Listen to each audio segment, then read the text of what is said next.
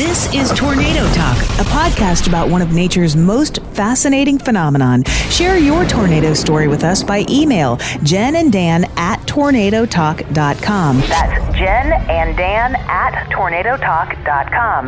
Now, meteorologists Jennifer Naramore and Dan Holliday. Tornado Talk is on. I read an article in the Reader's Digest and said, "What have you survived?"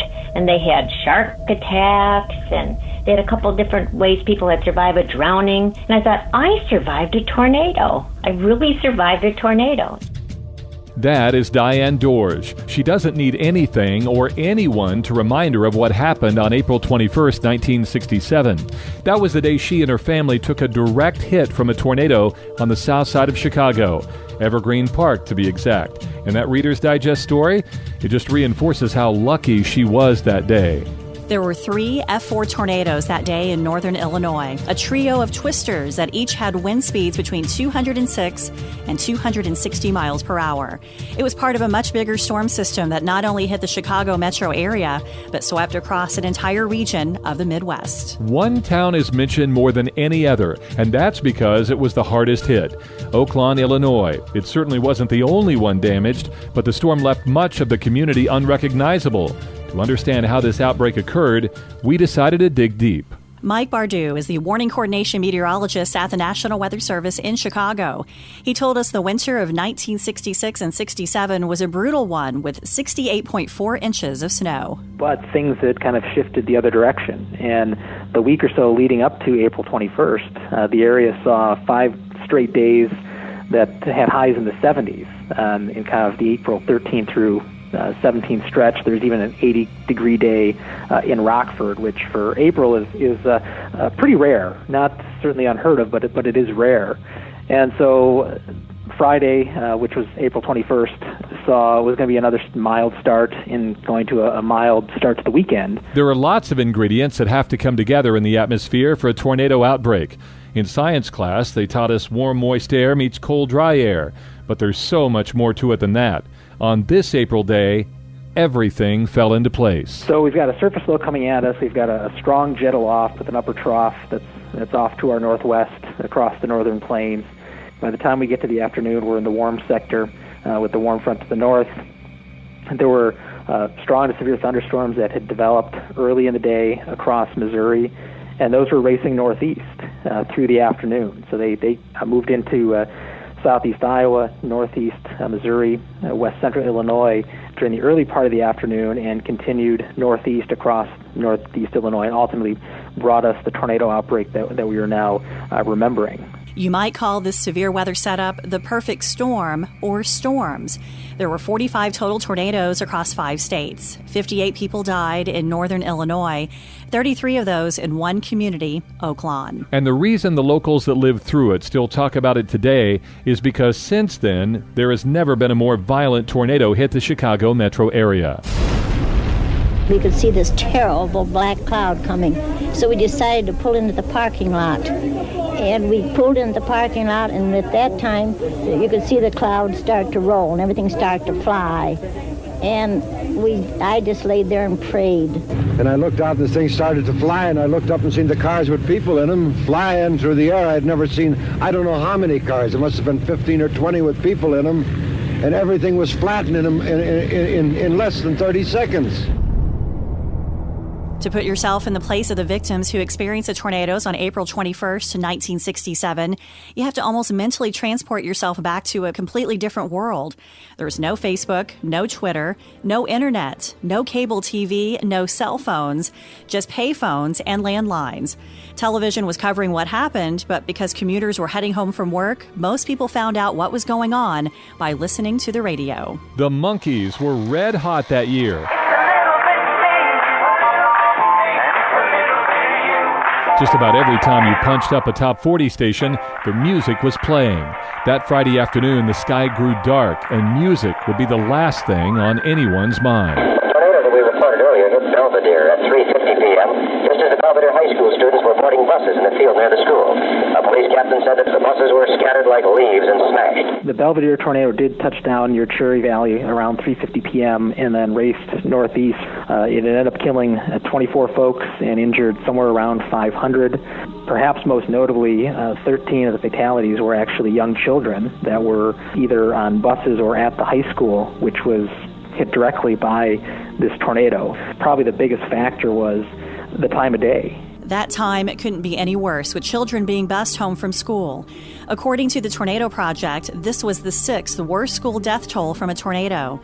The F4 twister was on the ground between 25 and 28 miles. Word spread about the major damage in Belvedere, Illinois, but the outbreak had just gotten underway. Lake Zurich and Barrington were in the path of another F4. There was one fatality and around 100 injured, and it did affect several subdivisions that were kind of northwest of like the main center of the town of Lake Zurich at the time.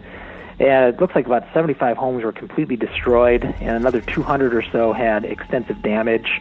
There's also a school that was destroyed, and then there were also some new subdivisions that were not immediately in the path, but they had spotty damage. But a lot of debris was strewn into these areas that didn't necessarily direct damage, but they had this debris. That's Mike Bardew at the National Weather Service. He's poured over details of damage and data. He talked about other tornadoes in Cook County, Illinois in 1957 and 1976, but nothing like this. And to my amazement, I saw the funnel, the horrible looking, twisting, turning tornado outside the window, but the edges of the tornado were fluttering back and forth, evidently with great speed. Her name is Bernadine Erie, and her description of the sky paints a picture as if this had just happened yesterday.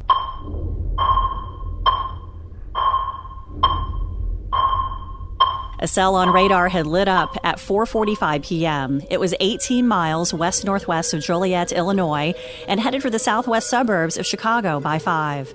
A tornado warning was issued. At 5:24 p.m., the first report of a funnel was called in from 99th Street and Willow Springs Road. Mr. Lace at the Little Red Schoolhouse made the call.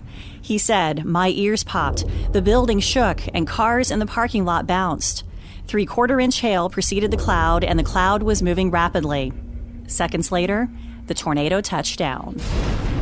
The twister was uprooting trees, damaging homes, and hurling mud into the air. It crossed the Tri-State Tollway, then headed for the Starlight Drive-In Theater between 96th and 97th Streets. We could see the upright neon display from the Starlight Movie Theater on 95th Street, just a little bit west of Ridgeland. That's Wes Erie, Bernadine's son. He was 9 years old in 1967. They lived about a half mile from the tornado's path. The drive-in theater was going to be opening in a half hour, but the storm bent the screen steel supports. Wes and Bernadine's home wasn't hit, but others weren't so lucky. As the tornado moved into the heart of Oaklawn, it was about to roll through the busy intersection of 95th and Southwest Highway, clogged with traffic. At Schute's Tavern, regulars had gathered to have a drink and wind down after the long week, unaware of how bad the storm was. Dolores Schute was inside with her daughter Kathy and her husband Ken, the owner. In the back room where the bar was, there's 2 doors on each side of the building, and they start blowing open, and the great big glass doors in the front were blowing. So I went over, and it blew open, and I looked up, and I saw cars blowing up and things blowing up, and then I must have been blown backwards. And in seconds, everything was in shambles. I was blown, and I was knocked unconscious, and all these people were in the tavern. When I woke up, my face was buried in a man's stomach, and when I woke up, I couldn't move. I was buried down in his stomach. And he kept on telling me, "Get your face, move." But I was buried face down. We could look up into this part of the sky that was open, where there wasn't debris on us. And there was a car that was inching forward, no driver in the car, that came. And there was a man, I don't know how many feet away. The car came and crushed him because he couldn't move. Dolores believes there were 14 people inside the tavern, some of which didn't survive. A restaurant, a motel, food market, and 2 gas stations were also leveled. I remember a grocery store near the intersection of 95th and Southwest Highway. There was a concrete floor that had plumbing sticking out of the concrete floor, and most of the rest of the building was gone. I remember seeing the suburban transit system depot, which was on 95th Street, maybe 50 yards east of that intersection, where the buses, and granted they're not as large as some of the metropolitan buses now, but they're still buses stacked on top of each other like Lincoln logs, and sideways and crooked and whatnot. The roar, like an engine, it was so loud, and it was coming towards Oak Lawn. And as it swept down, it come near the Oak Lawn High School. It just happened that the swimming team had gotten out of the pool, and the power of that tornado came down with such force that it actually took the water out of the pool. There was little time to find shelter with a powerful tornado ripping through Oak Lawn at 60 miles per hour. Paul Dreger was scrambling for a safe spot to hide. He was the gymnastics coach at Oak Lawn High School. That afternoon, he had been working a track meet, which had just finished. I saw it coming, so I got up there, ran over, and went up to the stairs, just maybe 10 feet away by the main entrance, and got myself situated next to a wall. At least I had something over my head. And I was sitting there a while and watching cars blow up. Brand new cars, just all of a sudden, they're 9 years, they're just splattered, and cars were spinning around, driving out the driveway. All of a sudden, the door flew open behind me. A garbage can went out and hit me in the shoulder. And by the time I turned around and back, everything was level. One family had just picked up their 10-year-old son from Cub Scouts. And my dad pulled out of the driveway, and we started going south on Massasoit to the barber shop, which was at 95th and Massasoit. And I started to say something to my dad about, aren't those clouds moving real fast or something like that? And he had pulled up to the intersection of 95th and Massasoit, and it looked to his right, and that was right when the tornado was hitting the 95th and Southwest Highway intersection, where a large majority of the Oak Lawn deaths had occurred. And that's when he put the car in reverse, pulled up alongside a building, and told us all to get down. That's Kevin Teal. You could hear the roar approaching. And what I remember most besides the roar is just constant flashes of light. And I don't know whether that was lightning flashes or power flashes from the light, light poles coming down. And felt the car moving up. And then suddenly there was a large boom, and the car went back down. My dad laid down in the front seat across my 2 sisters, and he always swore that when the storm was happening, he looked up out the window and he saw a woman in the kitchen taking a drink out of a coffee cup, and that's when the wall fell down. And they weren't seriously hurt in that apartment, but their wall was what fell down on top of our car and brought it back down to the ground. And so we'll never really know if the tornado would have picked it up and thrown it somewhere, and the wall kept it, on the ground, as it were. Nature's fury had spun right by. I remember sticking my head out the window and yelling for help, and you could hear help coming down the block, too, from other houses. So there's actually some workers at a nearby beauty salon that kind of pulled us out of the car and hustled us into their salon there. Meanwhile, my dad and my grandfather then went down the block to check on my mom, who was still in the house. And we stayed there in the beauty salon for a bit before my dad and grandfather came back with my mom, and we knew that everybody was okay. The tornado was still on the ground, but the path was starting to narrow. Was it the end, or would there be more? Just down the street, a broadcast student grabbed his tape recorder and was watching the tornado approaching. We hear his actual first-hand audio after the break. Hi, I'm Joan London. If you're worried about your parent or loved one living alone, like I was, and you want reliable senior care information, then call A Place for Mom, the nation's largest senior living referral service. Finding an apartment that was on the courtyard with the view of the trees, the view of the ducks, the stream, the creek, all of that, that was what I needed. You'll get free information on assisted living, Alzheimer's care, nursing homes, even important financial information. Here's the number. To speak with a local senior living advisor, call A Place for Mom at 800-479-7632. That's 800-479-7632. A Place for Mom is a free service, and you can trust them to help you. So if you're struggling to find reliable senior living information, there's a place for answers, A Place for Mom. To speak with a local senior living advisor, call A Place for Mom at 800-479-7632. That's 800-479-7632.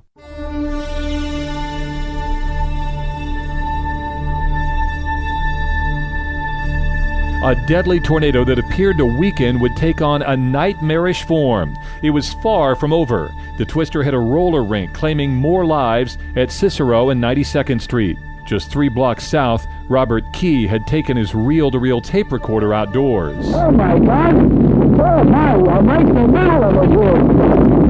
I'm not going to go in. No, I can't stand. I can't stand it. Oh, you just wouldn't move it on. Oh my God. Oh no. Everything's out of standstill. Oh, the lights. Everything is out. Everything is out now. I'm standing in a corner of the building here.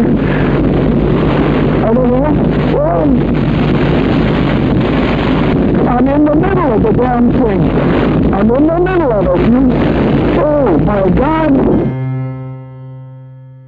Little did he know, his practice recording for class would become a treasured piece of audio history. Hometown, Illinois is a post-World War II community of frame houses and duplexes. David Metz lived there and was about to have dinner with his parents. And I looked, and there was this huge funnel cloud. I remember very vividly a car up in the air as if someone had it on a string. A block coming straight at us, and I was frozen. I was going to say something about the car. I remember my father's words, "Jesus Christ, it's a tornado!" And he snatched me. And we ran to the crawl space, and I kept thinking, it was in a closet up against the firewall. I kept thinking, how are we going to get this open? Because we always had trouble with it. My father just put his hand on it and lifted it. Like it popped up. We get down there. My mother was pregnant with my sister. My brother, Ralph, was in there, and we got down and closed the... He closed the lid on it, and all of a sudden we heard this creaking and busting of glass, and the noise was so intense, and your ears popped almost at a drum roll. But we heard things falling, and then it was quiet. It was over. The clocks in hometown said 5:29 p.m. City Hall had been damaged. Just east, 200 monuments were destroyed at St. Mary's Cemetery. Then, eerily, the tornado continued on to another cemetery in Evergreen. We decided we better run outside and get into the basement crawl space. About maybe 30 seconds later, it hit. I had grabbed the German Shepherd in my arms, and my dad and I and Mom ran outside, and we went under the crawl space. He could barely get the little door open. You know, he shoved us in, but right before we went in, I looked up and there's like dirt and metal and car fenders and outdoor signs and tree limbs. Diane Dorge was a student at Southbourne High School in 1967. She and her family lived at 88th and Albany in Evergreen Park. My mom got hit in the head and she had a concussion and a cut leg. My dad was cut on the hand from opening the basement door. I had fallen with the German Shepherd in my arms, fallen back into the well of the staircase, and I fell onto a large 2x4 that had been chopped in half, and it went into my bottom side and pretty far in, and I realized if that had gone up 1 foot, it would have gone into my back and into my heart. So luckily, it went in my bottom. My glasses flew off, and the high winds probably lasted about 2 minutes. Very, very strong heat. My dad held the door as hard as he could. When it was over, my mom was crying, and I realized I'm bleeding. And my dad opens the little door, and it's really cold all of a sudden. And then the electric wires, live electric wires, are flying all over. He finally got us out the door and realized the house across the street is gone, the house next door, the roof is gone. Our house had a lot of windows gone. But in our backyard is Volkswagen fenders all over. We know it came through the cemetery. There are pieces of monuments. It was just a mess. Realizing my mom had been hit and I was hit, soon an ambulance had come down the street, barely could get down the street.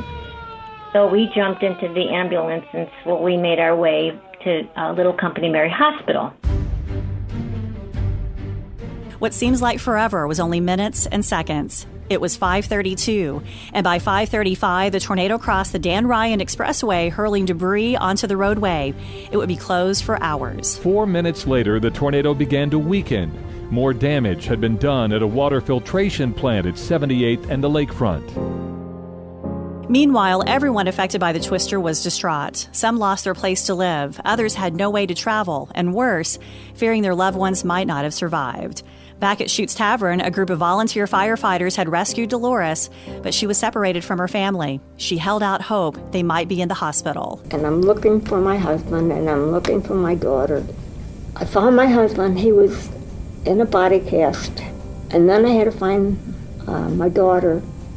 And I was going up and down from floor to floor, and I saw this aide standing there, and she had a locket in her hand. She said, I wish I could find out who belongs to this little girl. I said, let me see there. It was my daughter's locket. And her daughter Kathy was there alive, but critically injured. 2 days later, Kathy passed away. And Diane Dorge, she needed treatment for her injuries. The hospital was crazy. They were setting up a triage, and there were little kids sitting all over, bleeding in their legs with roller skates on. That's what I remember the most. I had a great big dish towel shoved in my back under my skirt. So I'm standing there, and I felt, like, what is going on? But it was really, really sad to see all the people laying and crying, and nuns helping and nurses helping. It was wild. In the streets of Oaklawn, total chaos. Everyone's lives had been turned upside down. It never ceases to amaze me how we were able to get any kind of organization, a functional organization, out of an absolute chaotic mess. People were showing up, they didn't know where to go, they didn't know what to do, and somehow or another we got them all doing something that needed doing. Everett Fates was the Oaklawn Building and Zone Director. With power poles down everywhere, it put a major strain on rescue efforts. You have to use gasoline-driven equipment, like chainsaws and whatever they may be. Portable generators for whatever lighting we could get going. Okay, in order to operate them, you must have gasoline. We had thousands of gallons of gasoline in the ground, but we had no electrical power to operate the pumps to get the gasoline out of the ground. So about 12:30, when all of a sudden our supplies were, what was available, started running low, I got on the telephone and rousted a vice president from Standard Oil Company out of bed and explained to him what our problem was, and that we were desperately in need of both regular and ethyl gasoline for all of our equipment, because now our squad cars were starting to run low, the ambulances were starting to run low, the fire trucks were starting to run low. We needed gasoline. Within an hour and a half, we got our first pumper truck, and I'm not even sure if we ever paid for it. With no power, panic, and a push for information, Everett had another duty, the worst of all, accounting for those who didn't make it. You could count the whole bodies, but periodically you'd come up with pieces of bodies and try to match them to come up with a whole. Little problems, tons and tons of them. To be able to act extra legally, it was important for the village to be declared a disaster area by the county, the state, and the federal government. While the fire department was going through rubble looking for either survivors or casualties, there were people right next to them with gunny sacks looting the buildings simultaneously. In order to stop this, the police were ordered to shoot looters on sight. Radio station newscasts were echoing that police wouldn't tolerate looting. There was too much pain and too much loss to bear anymore. Remember the owner of the Choral Theater, Robert Key, who had captured that audio recording of the tornado? He had a large family at home and had no idea if they were okay. As I approached my home, it was just an absolutely unbelievable sight. Every home in my block is completely demolished, but thank God for one thing, my family was all right. I have 6 children, and they had heard the announcement of the oncoming possibility of a tornado, and they had gone into the basement. I have a tri-level. And they were standing by the garage door when it hit. And through not through some freak, but through the act of God, it took the garage door and pushed it down and seemed to form a cover for him. My home and every home in the block that I live in is completely demolished. There's nothing left except a couple bare walls. This tracked all the way from the southwest suburbs all the way across the dense population of the near south suburbs of Chicago through the far southern parts of the city and ultimately out over the lake and kept going before it dissipated. And all this in the course of about 15 or 20 minutes, which is pretty impressive. 1967 is still considered Northern Illinois' worst tornado disaster. There are those things in life that you never forget. The space shuttle disaster. Flight controllers here looking very carefully at the situation. Obviously a major malfunction. 9/11. Oh my goodness. Oh God. There's another one. Oh my goodness, there's another one. It seems to be on purpose. Oh my goodness, now it's obvious, I think. JFK's assassination. The flash, apparently official, President Kennedy died at 1 p.m. Central Standard Time. And if you lived in Illinois on April 21st, 1967, the tornado outbreak is etched in your mind forever. I just realized that I think I can make it through just about anything. Even that tornado, I just wasn't afraid. You just did what you had to do. You just save yourself and take care of everybody and care about everybody. So, no, it doesn't bother me. No, other people are more afraid of tornadoes, but I don't know, I feel like I have like a sense about when the real tornado is going to come and when it's not. I just feel like I know what it is like.